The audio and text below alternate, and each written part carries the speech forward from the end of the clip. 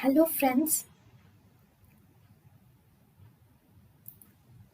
welcome to Creative Medicine.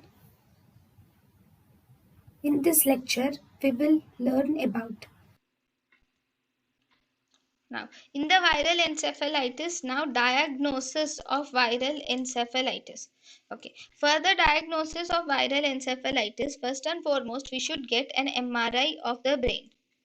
Okay, we can do an MRI, we can do a CT scan, and we can also do an EEG. First, on doing an MRI of the brain, you will see that there is on the MRI, you will see that there are areas of increased signal intensity is seen. Areas of increased signal intensity is seen in the frontotemporal, or in it is seen in the cingulate, or it is seen in the insular regions of the brain. On MRI, there is increased signal intensity is seen on frontotemporal, singular, and insulate regions of the brain.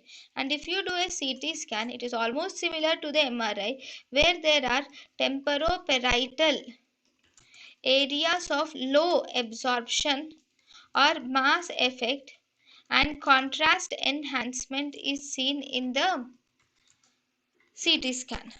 Then we can also do an EEG for the viral encephalitis. On EEG, we will see that there is presence of periodic temporal lobe spikes are seen on the background.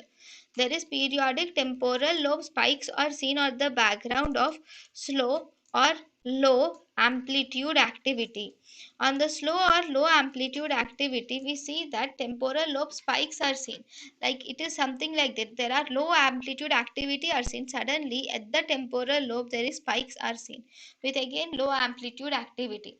So this is EEG of viral encephalitis. thank you and thank you for watching.